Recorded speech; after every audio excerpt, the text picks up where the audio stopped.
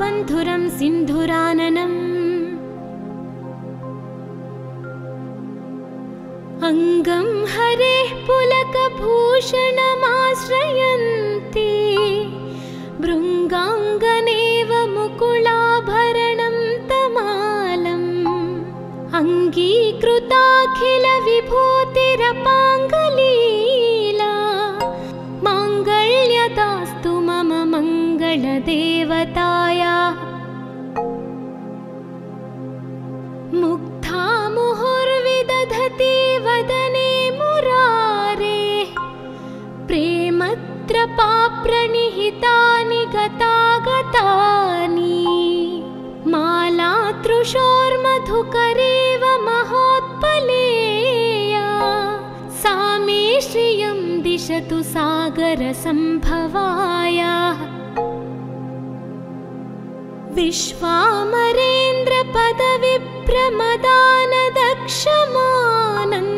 विश्वामरेन्द्रपदविभ्रमदानदक्षमानन्दहेतुरधिकं मुरविद्विषोऽपि ईशन्निषीदतु मयि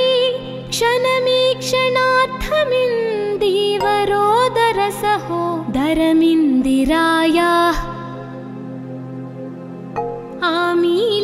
आमीलिताक्षमधिगम्य मुदा मुकुन्दमानन्दकन्दमनिमेषमनं गतन्त्रम् आकेकरस्थितकनेनिकपक्ष्मनेत्रम् भूत्यै भवेन्मम भुजङ्गशयाङ्गनायाः बह्वन्तरे धुजितः श्रितकौस्तुभेयाः हारावलीव हरिनीलमयी विभाति कामप्रदा भगवतोऽपि कटाक्षमाला कल्याणमावहतु मे कमलालयायाः कालाम्बुदालिललितो रसिकैटभारेर्धाराधरे स्फुरति या तटिदङ्गनेव मातुः समस्तजगतां महनीयमूर्तिः भद्राणि मे दिशतु भार्गवनन्दनायाः प्राप्तं पदं प्रथमतः खलु यत्प्रभावान् माङ्गल्यभाजि मधुमाधिनि मन्मथेन मय्यापतेत्तदिह मन्थरमीक्षणार्थम् मन्दालसञ्च मकरालयकन्यकायाः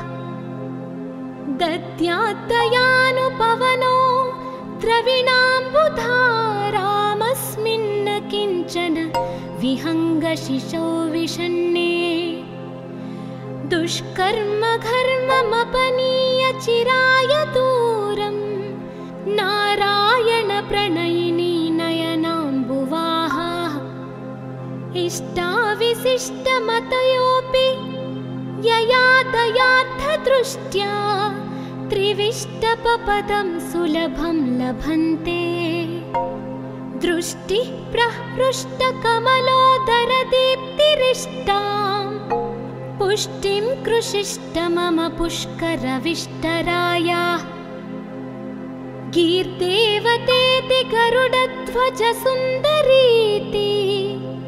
शाकम्भरीति शशिशेखरवल्लभेति सृष्टिस्थितिप्रलयकेलिषु संस्थितायै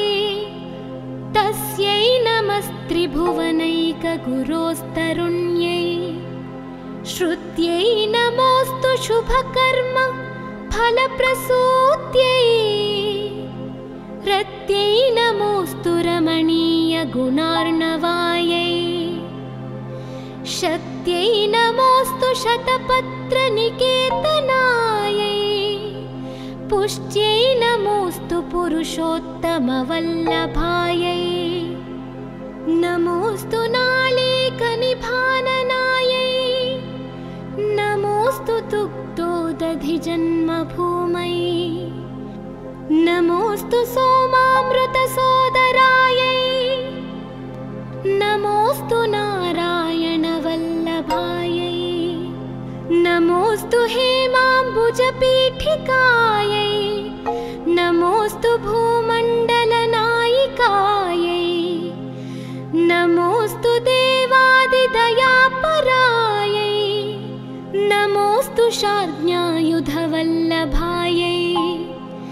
नमोऽस्तु देव्यै भृगुनन्दनायै नमोऽस्तु विष्णोरुरसिस्थितायै नमोऽस्तु लक्ष्मै कमलालयायै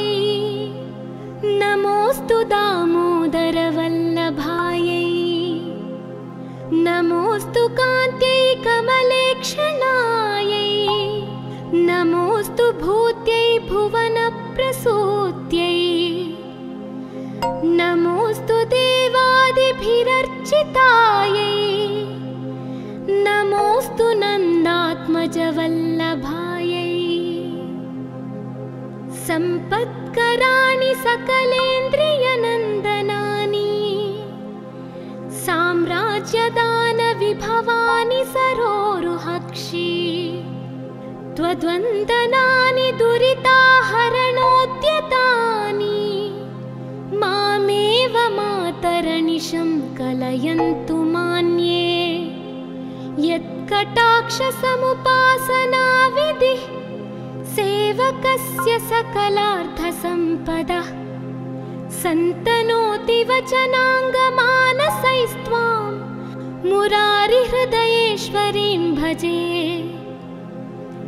सरसिजनिलये सरोजहस्ते धवलतमाशुकगन्धमाल्यशोभे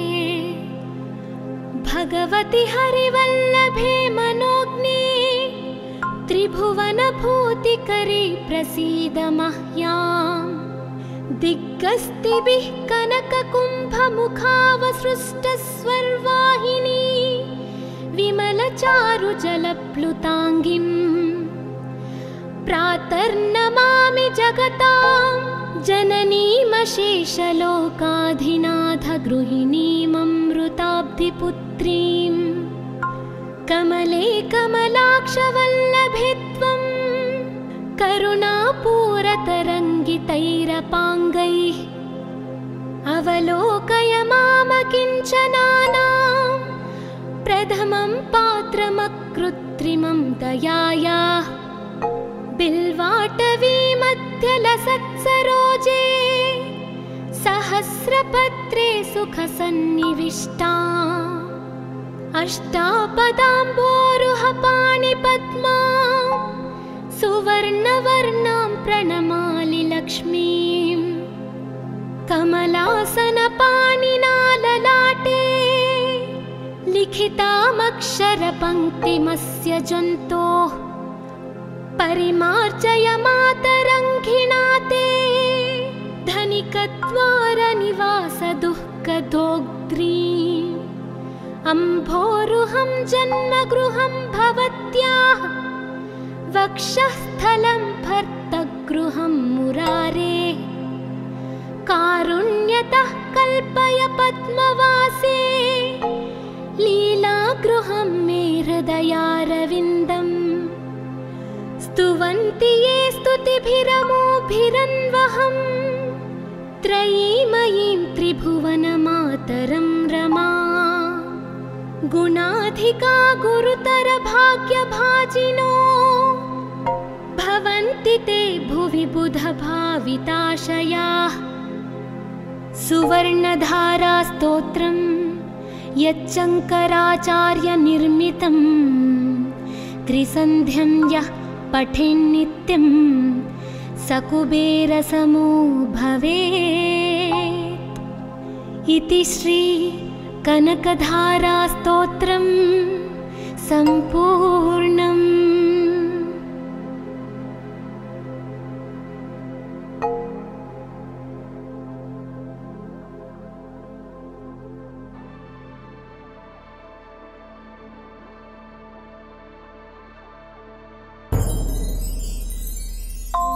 वन्दे वन्दारुमन्दारमिन्दिरानन्दकन्दलम् अमन्दानन्दसन्दोहबन्धुरं सिन्धुराननम् अङ्गं हरेः पुलकभूषणमाश्रयन्ति भृङ्गाङ्गनेव मुकुलाभरणं तमालम् अङ्गीकृताखिलविभूतिरपाङ्गलीला माङ्गल्यदास्तु मम मङ्गलदेवतायाः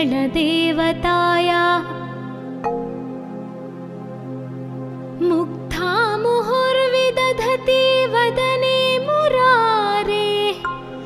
प्रेमत्रपाप्रणिहितानि गतागतानि मालातृशोर्मधुकरेव महोत्पलेया सा मे श्रियं दिशतु सागरसम्भवायाः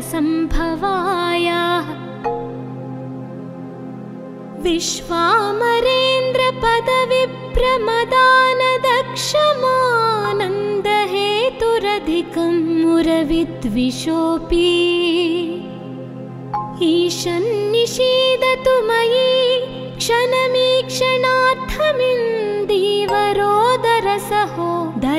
क्षणमीक्षणार्थमिन्दीवरोदरसहोदरमिन्दिरायाः आमीलिताक्षमधिगम्य मुदा मुकुन्दमानन्दकन्दमनिमेषमनं गतन्त्रम् आकेकरस्थितकनेनिकपक्ष्मनेत्रम् भूत्यै भवेन्मम भुजङ्गशयाङ्गनायाः बह्वन्तरे धुजितः श्रितकौस्तुभेयाः हारावलीव हरिनीलमयी विभाति कामप्रदा भगवतोऽपि कटाक्षमाला कल्याणमावहतु मे कमलालयायाः कालाम्बुदालिललितो रसिकैटभारेर्धाराधरे स्फुरति या तटिदङ्गनेव मातुः समस्तजगतां महनीयमूर्तिः भद्राणि मे दिशतु भार्गवनन्दनायाः प्राप्तं पदं प्रथमतः खलु यत्प्रभावान् माङ्गल्यभाजि मधुमाधिनि मन्मथेन मय्यापतेत्तदिह मन्थरमीक्षणार्थम् मन्दालसञ्च मकरालयकन्यकायाः दद्यात्तयानुपवनो द्रविणाम्बुधारामस्मिन्न किञ्चन विहङ्गशिशौ विषण्णे दुष्कर्म घर्ममपनीय चिराय दूरं नारायण प्रणयिनी नयनाम्बुवाहाः इष्टाविशिष्टमतयोऽपि यया दयार्थदृष्ट्या त्रिविष्टपपदं सुलभं लभन्ते दृष्टिः प्रहृष्टकमलोदरदीप्तिरिष्टां पुष्टिं कृषिष्ट मम पुष्करविष्टरायाः गीर्देवतेति गरुडध्वजसुन्दरीति शाकम्भरीति शशिशेखरवल्लभेति सृष्टिस्थितिप्रलयकेलिषु संस्थितायै तस्यै नमस्त्रिभुवनैकगुरोस्तरुण्यै श्रुत्यै नमोऽस्तु शुभकर्म फलप्रसूत्यै रत्यै नमोऽस्तु रमणीयगुणार्णवायै शक्त्यै नमोऽस्तु शतपत्रनिकेतनायै पुष्ट्यै नमोऽस्तु पुरुषोत्तमवल्लभायै नमोऽस्तु नालीकनिभाननायै नमोऽस्तु दुग्धोदधिजन्मभूमै नमोऽस्तु सोमामृतसोदरायै नमोऽस्तु नारायणवल्लभायै नमोऽस्तु हेमाम्बुजपीठिकायै नमोऽस्तु भूमण्डलनायिकायै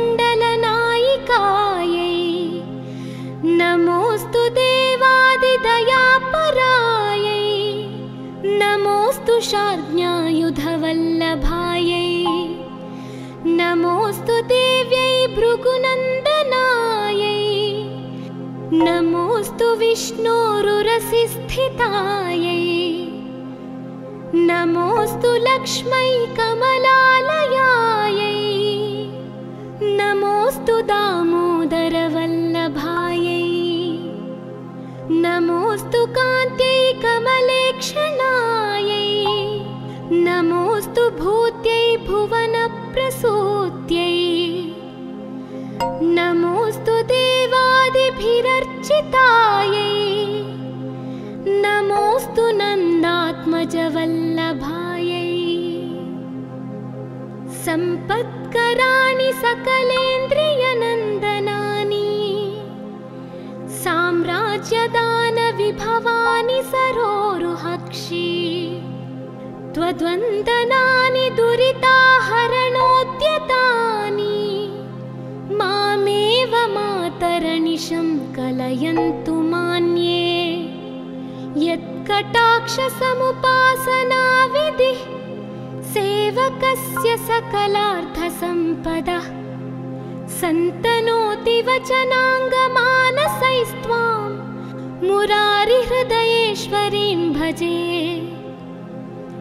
सरसिजनिलये सरोजहस्ते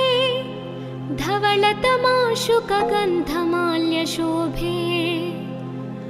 भगवति हरिवल्लभे मनोज्ञे त्रिभुवनभूतिकरे प्रसीद मह्याम् दिग्गस्तिभिः कनककुम्भमुखावसृष्टस्वर्वाहिनी विमलचारुजलप्लुताङ्गिम् प्रातर्नमामि जगतां जननीमशेषलोकाधिनाथगृहिणीममृताब्धिपुत्रीं कमले कमलाक्षवल्लभे त्वं करुणापूरतरङ्गितैरपाङ्गैः अवलोकय मामकिञ्चनानां प्रथमं पात्रमकृत्रिमं दयायाः बिल्वाटवीमध्यलसत्सरोजे सहस्रपत्रे सुखसन्निविष्टा अष्टापदाम्बोरुहपाणिपद्मा सुवर्णवर्णां प्रणमामि लक्ष्मीं कमलासनपाणिना ललाटे लिखितामक्षरपङ्क्तिमस्य जन्तोः परिमार्जय मातरङ्घिणा ते धनिकद्वारनिवासदुःखदोग्ध्रीम् अम्भोरुहं जन्मगृहं भवत्याः वक्षःस्थलं भर्तगृहं मुरारेः कारुण्यतः कल्पय पद्मवासे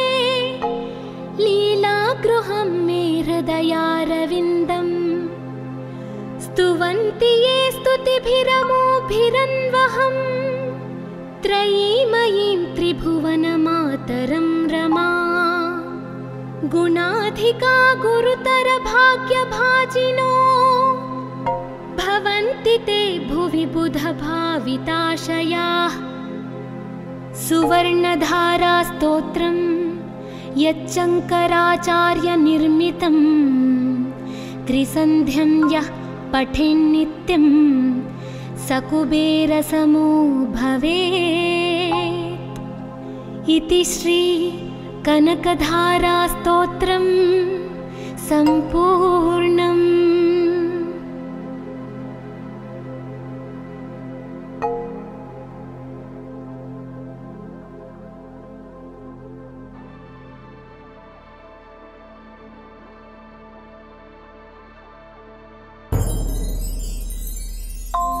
वन्दे वन्दारुमन्दारमिन्दिरानन्दकन्दलम् अमन्दानन्दसन्दोहबन्धुरं सिन्धुराननम् अङ्गं हरेः पुलकभूषणमाश्रयन्ति भृङ्गाङ्गनेव मुकुलाभरणं तमालम् अङ्गीकृताखिल विभूतिरपाङ्गलीला माङ्गल्यदास्तु मम मङ्गलदेवताया मुग्धा मुहुर्विदधति वदने मुरारे प्रेमत्रपाप्रणिहितानि गतागतानि मालातृशोर्मधुकरेव महोत्पलेया सा मे श्रियं दिशतु सागरसम्भवाया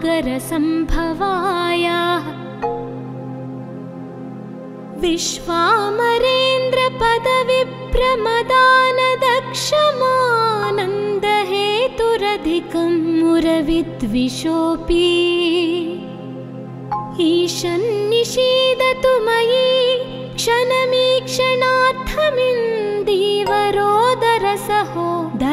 क्षणमीक्षणार्थमिन्दीवरोदरसहोदरमिन्दिरायाः आमीलिताक्षमधिगम्य मुदा मुकुन्दमानन्दकन्दमनिमेषमनं गतन्त्रम् आकेकरस्थितकनेनिकपक्ष्मनेत्रम् भूत्यै भवेन्मम भुजङ्गशयाङ्गनाया बह्वन्तरे धुजिता श्रितकौस्तुभेया हारावलीव हरिनीलमयी विभाति कामप्रदा भगवतोऽपि कटाक्षमाला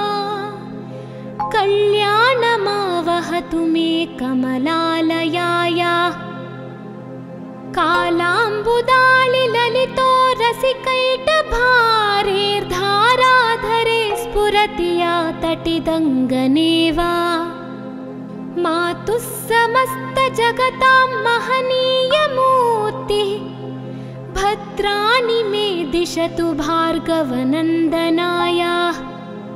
प्राप्तं पदं प्रथमतः खलु यत्प्रभावान् माङ्गल्यभाजि मधुमाधिनि मन्मथेन मय्यापतेत्तदिह मन्थरमीक्षणार्थम् मन्दालसञ्च मकरालयकन्यकाया दद्यात्तयानुपवनो द्रविणाम्बुधारामस्मिन्न किञ्चन विहङ्गशिशौ विषण्णे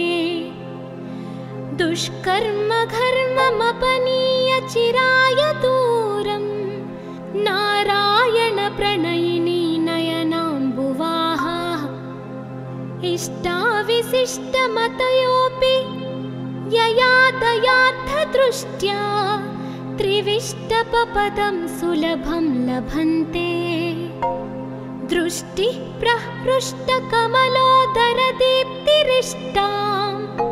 पुष्टिं कृषिष्ट मम पुष्करविष्टराया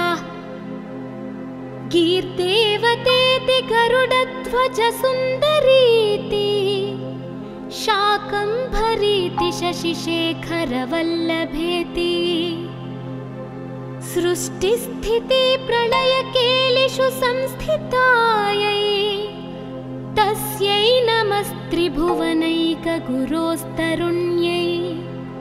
श्रुत्यै नमोऽस्तु शुभकर्म फलप्रसूत्यै रत्यै नमोऽस्तु रमणीयगुणार्णवायै शक्त्यै नमोऽस्तु शतपत्रनिकेतनायै पुष्ट्यै नमोऽस्तु पुरुषोत्तमवल्लभायै नमोऽस्तु नालीकनिभाननायै नमोऽस्तु दुग्धोदधिजन्मभूमै नमोऽस्तु सोमामृतसोदरायै नमोऽस्तु नारायणवल्लभायै नमोऽस्तु हेमाम्बुजपीठिकायै नमोऽस्तु भूमण्डलनायिकायै नमोऽस्तु देवादिदयापरायै नमोऽस्तु शार्ङ्ग्यायुधवल्लभायै नमोऽस्तु देव्यै भृगुनन्दनायै नमोऽस्तु विष्णोरुरसिस्थितायै नमोऽस्तु लक्ष्मै कमलालयायै नमोऽस्तु दामोदरवल्लभायै नमोऽस्तु कान्त्यै कमलेक्षणायै नमोऽस्तु भूत्यै भुवनप्रसूत्यै नमोऽस्तु देवादिभिरर्चितायै नमोऽस्तु नन्दात्मजवल्लभायै सम्पत्कराणि सकलेन्द्रियनन्दनानि साम्राज्यदानविभवानि सरोरुहक्षि त्वद्वन्दनानि दुरिताहरणोद्यतानि मामेव मातरनिशं कलयन्तु मान्ये यत्कटाक्षसमुपासनाविधिः सेवकस्य सकलार्थसम्पदः सन्तनोति वचनाङ्गमानसैस्त्वां मुरारिहृदयेश्वरीं भजे सरसिजनिलये सरोजहस्ते धवलतमाशुकगन्धमाल्यशोभे भगवति हरिवल्लभे मनोज्ञे त्रिभुवनभूतिकरे प्रसीद मह्याम् दिग्गस्तिभिः कनककुम्भमुखावसृष्टस्वर्वाहिनी विमलचारुजलप्लुताङ्गिम् प्रातर्नमामि जगतां जननीमशेषलोकाधिनाथगृहिणीममृताब्धिपुत्रीं कमले कमलाक्षवल्लभे त्वं करुणापूरतरङ्गितैरपाङ्गैः अवलोकय मामकिञ्चनानां प्रथमं पात्रमकृत्रिमं दयायाः बिल्वाटवीमध्यलसत्सरोजे सहस्रपत्रे सुखसन्निविष्टा अष्टापदाम्बोरुहपाणिपद्मा सुवर्णवर्णां प्रणमामि लक्ष्मीं कमलासनपाणिना ललाटे लिखितामक्षरपङ्क्तिमस्य जन्तोः परिमार्जय मातरङ्घिणा ते धनिकद्वारनिवासदुःखदोग्ध्रीम् अम्भोरुहं जन्मगृहं भवत्याः वक्षःस्थलं भर्तगृहं मुरारे कारुण्यतः कल्पय पद्मवासे लीलागृहं मे हृदयारविन्दम् स्तुवन्ति ये स्तुतिभिरमोभिरन्वहं त्रयीमयीं त्रिभुवनमातरं रमा गुणाधिका गुरुतरभाग्यभाजिनो भवन्ति ते भुवि बुधभाविताशयाः सुवर्णधारास्तोत्रं यच्चङ्कराचार्यनिर्मितं त्रिसन्ध्यं यः पठेन्नित्यं सकुबेरसमो भवेत् इति श्री कनकधारास्तोत्रं सम्पूर्णम्।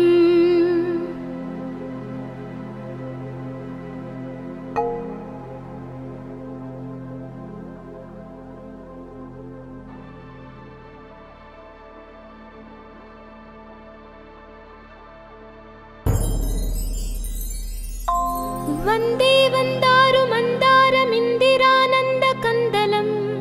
अमन्दानन्दसन्दोहबन्धुरं सिन्धुराननम् अङ्गं हरेः पुलकभूषणमाश्रयन्ति भृङ्गाङ्गनेव मुकुलाभरणं तमालम् अङ्गीकृताखिलविभूतिरपाङ्गलीला माङ्गल्यधारणं देवतायाः मुग्धा मुहुर्विदधति वदने मुरारेः प्रेमत्रपाप्रणिहितानि गतागतानि मालातृशोर्मधुकरेव महोत्पलेया सा मे श्रियं दिशतु सागरसम्भवायाः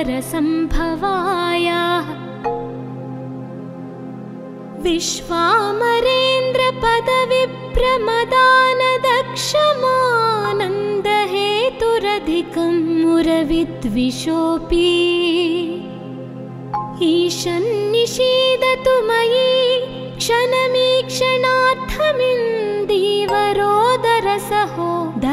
क्षणमीक्षणार्थमिन्दीवरोदरसहोदरमिन्दिरायाः आमीलिताक्षमधिगम्य मुदा मुकुन्दमानन्दकन्दमनिमेषमनं गतन्त्रम् आकेकरस्थितकनेनिकपक्ष्मनेत्रम् भूत्यै भवेन्मम भुजङ्गशयाङ्गनायाः बह्वन्तरे धुजितः श्रितकौस्तुभेयाः हारावलीव हरिनीलमयी विभाति कामप्रदा भगवतोऽपि कटाक्षमाला कल्याणमावहतु मे कमलालयायाः कालाम्बुदालिललितो रसिकैटभारेर्धाराधरे स्फुरति या तटिदङ्गनेव मातुः समस्तजगतां महनीयमूर्तिः भद्राणि मे दिशतु भार्गवनन्दनायाः प्राप्तं पदं प्रथमतः खलु यत्प्रभावान् माङ्गल्यभाजि मधुमाधिनि मन्मथेन मय्यापतेत्तदिह मन्थरमीक्षणार्थम् मन्दालसञ्च मकरालयकन्यकायाः दद्यात्तयानुपवनो द्रविणाम्बुधारामस्मिन्न किञ्चन विहङ्गशिशौ विषण्णे दुष्कर्म घर्ममपनीय चिराय दूरं नारायण प्रणयिनी नयनाम्बुवाहाः इष्टाविशिष्टमतयोऽपि यया दयार्थदृष्ट्या त्रिविष्टपपदं सुलभं लभन्ते दृष्टिः प्रहृष्टकमलोदरदीप्तिरिष्टां पुष्टिं कृषिष्ट मम पुष्करविष्टरायाः गीर्देवतेति गरुडध्वजसुन्दरीति शाकम्भरीति शशिशेखरवल्लभेति सृष्टिस्थिति प्रलयकेलिषु संस्थितायै तस्यै नमस्त्रिभुवनैकगुरोस्तरुण्यै श्रुत्यै नमोऽस्तु शुभकर्म फलप्रसूत्यै रत्यै नमोऽस्तु रमणीयगुणार्णवायै शक्त्यै नमोऽस्तु शतपत्रनिकेतनायै पुष्ट्यै नमोऽस्तु पुरुषोत्तमवल्लभायै नमोऽस्तु नालीकनिभाननायै नमोऽस्तु दुग्धोदधिजन्मभूमै नमोऽस्तु सोमामृतसोदरायै नमोऽस्तु नारायणवल्लभायै नमोऽस्तु हेमाम्बुजपीठिकायै नमोऽस्तु भूमण्डलनायिकायै नमोऽस्तु देवादिदयापरायै नमोऽस्तु शार्ङ्गायुधवल्लभायै नमोऽस्तु देव्यै भृगुनन्दनायै नमोऽस्तु विष्णोरुरसिस्थितायै नमोऽस्तु लक्ष्मै कमलालयायै नमोऽस्तु दामोदरवल्लभायै नमोऽस्तु कान्त्यै कमलेक्षणायै नमोऽस्तु भूत्यै भुवनप्रसूत्यै नमोऽस्तु देवादिभिरर्चितायै नमोऽस्तु नन्दात्मजवल्लभायै सम्पत्कराणि सकलेन्द्रियनन्दनानि साम्राज्यदानविभवानि सरोरुहक्षि त्वद्वन्दनानि दुरिताहरणोद्यतानि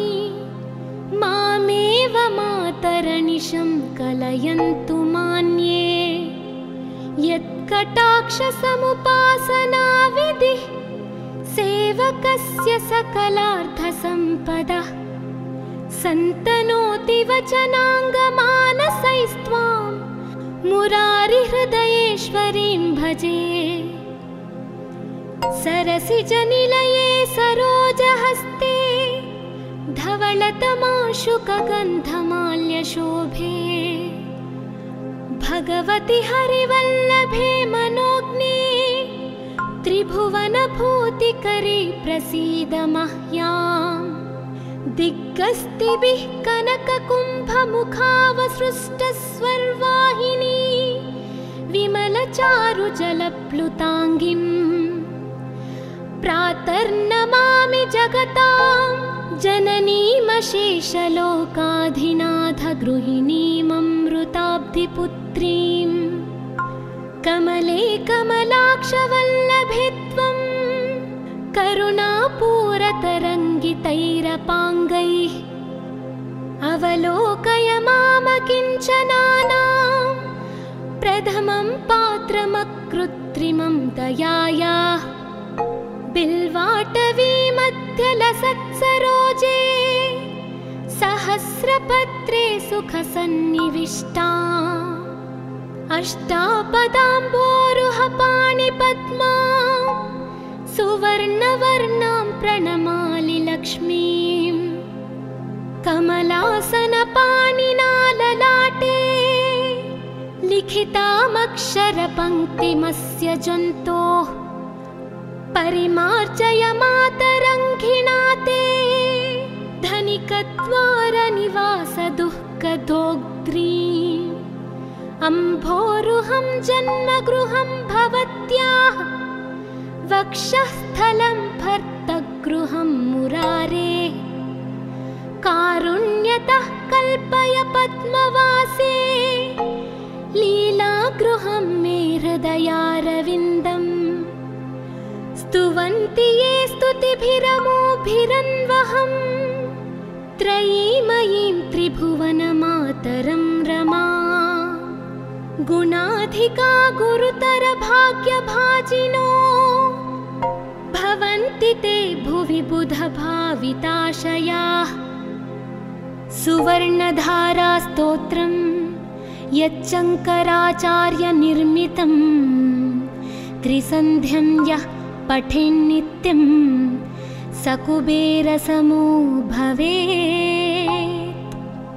इति श्री कनकधारास्तोत्रं सम्पूर्णम्।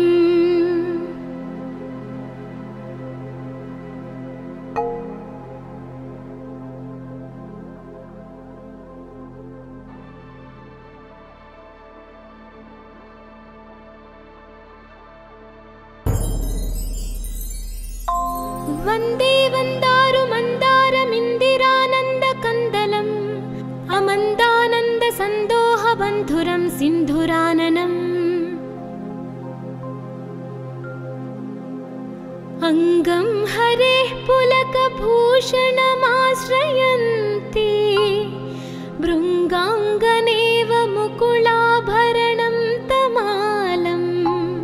अङ्गीकृताखिलविभूतिरपाङ्गलीला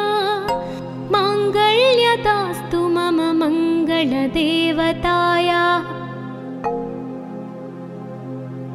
मुग्धा मुहुर्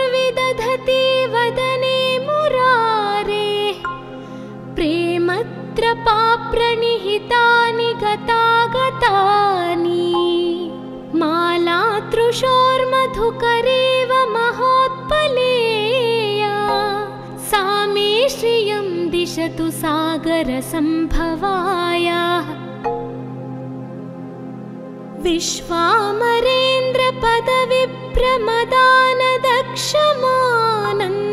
विश्वामरेन्द्रपदविभ्रमदानदक्षमानन्दहेतुरधिकं मुरविद्विषोऽपि ईशन्निषीदतु मयि क्षणमीक्षणार्थमिन्दीवरोदरसहोदरमिन्दिरायाः आमीलिताक्षमधिगम्य मुदा मुकुन्दमानन्दकन्दमनिमेषमनं गतन्त्रम् आकेकरस्थितकनेनिकपक्ष्मनेत्रम् भूत्यै भवेन्मम भुजङ्गशयाङ्गनाया बह्वन्तरे धुजिता श्रितकौस्तुभेया हारावलीव हरिनीलमयी विभाति कामप्रदा भगवतोऽपि कटाक्षमाला कल्याणमावहतु मे कमलालयाया कालाम्बुदालिललितो रसिकैटभारेर्धाराधरे स्फुरति या तटिदङ्गनेव मातुः समस्तजगतां महनीयमूर्तिः भद्राणि मे दिशतु भार्गवनन्दनाया प्राप्तं पदं प्रथमतः खलु यत्प्रभावान् माङ्गल्यभाजि मधुमाधिनि मन्मथेन मय्यापतेत्तदिह मन्थरमीक्षणार्थम् मन्दालसञ्च मकरालयकन्यकाया दद्यात्तयानुपवनो द्रविणाम्बुधारामस्मिन्न किञ्चन विहङ्गशिशौ विषण्णे दुष्कर्मघर्ममपनीय चिराय दूरं नारायणप्रणयिनी नयनाम्बुवाहा इष्टाविशिष्टमतयोऽपि यया दयार्थदृष्ट्या त्रिविष्टपपदं सुलभं लभन्ते दृष्टिः प्रहृष्टकमलोदरदीप्तिरिष्टां पुष्टिं कृषिष्ट मम पुष्करविष्टराया गीर्देवतेति गरुडध्वजसुन्दरीति शाकम्भरीति शशिशेखरवल्लभेति सृष्टिस्थिति प्रलयकेलिषु संस्थितायै तस्यै नमस्त्रिभुवनैकगुरोस्तरुण्यै श्रुत्यै नमोऽस्तु शुभकर्म फलप्रसूत्यै रत्यै नमोऽस्तु रमणीयगुणार्णवायै शक्त्यै नमोऽस्तु शतपत्रनिकेतनायै पुष्ट्यै नमोऽस्तु पुरुषोत्तमवल्लभायै नमोऽस्तु नालीकनिभाननायै नमोऽस्तु दुग्धोदधिजन्मभूमै नमोऽस्तु सोमामृतसोदरायै नमोऽस्तु नारायणवल्लभायै नमोऽस्तु हेमाम्बुजपीठिकायै नमोऽस्तु भूमण्डलनायिकायै नमोऽस्तु देवादिदयापरायै नमोऽस्तु शार्ङ्गायुधवल्लभायै नमोऽस्तु देव्यै भृगुनन्दनायै नमोऽस्तु विष्णोरुरसिस्थितायै नमोऽस्तु लक्ष्मै कमलालयायै नमोऽस्तु दामोदरवल्लभायै नमोऽस्तु कान्त्यै कमलेक्षणायै भक्षणायै नमोऽस्तु भूत्यै भुवनप्रसूत्यै नमोऽस्तु देवादिभिरर्चितायै नमोऽस्तु नन्दात्मजवल्लभायै सम्पत्कराणि सकलेन्द्रियनन्दनानि साम्राज्यदानविभवानि सरोरुहक्षि त्वद्वन्दनानि दुरिताहरणोद्यतानि मामेव मातरनिशं कलयन्तु मान्ये यत्कटाक्षसमुपासनाविधिः सेवकस्य सकलार्थसम्पदः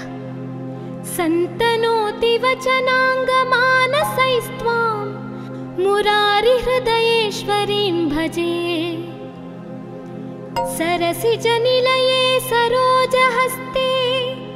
धवलतमाशुकगन्धमाल्यशोभे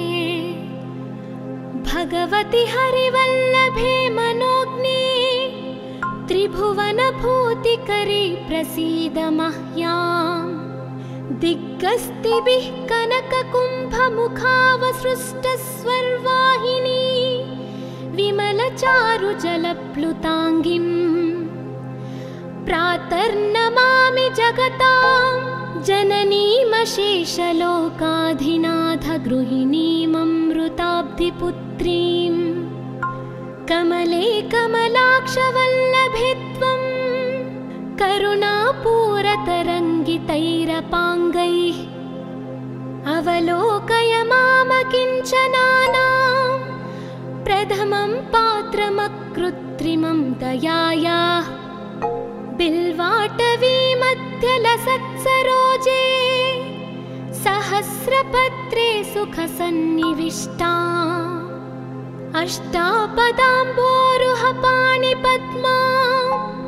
सुवर्णवर्णां प्रणमामि लक्ष्मीं कमलासनपाणिना ललाटे लिखितामक्षरपङ्क्तिमस्य जन्तोः परिमार्जय मातरङ्घिणा ते धनिकद्वारनिवासदुःखदोग्ध्रीम् अम्भोरुहं जन्मगृहं भवत्याः वक्षःस्थलं भर्तगृहं मुरारेः कारुण्यतः कल्पय पद्मवासे लीलागृहं मे हृदयारविन्दम् स्तुवन्ति ये स्तुतिभिरमोभिरन्वहं त्रयीमयीं त्रिभुवनमातरं रमा गुणाधिका गुरुतरभाग्यभाजिनो भवन्ति ते भुवि बुधभाविताशयाः सुवर्णधारास्तोत्रं यच्चङ्कराचार्यनिर्मितं त्रिसन्ध्यं यः पठेन्नित्यं सकुबेरसमो भवेत् इति श्री कनकधारास्तोत्रं सम्पूर्णम्।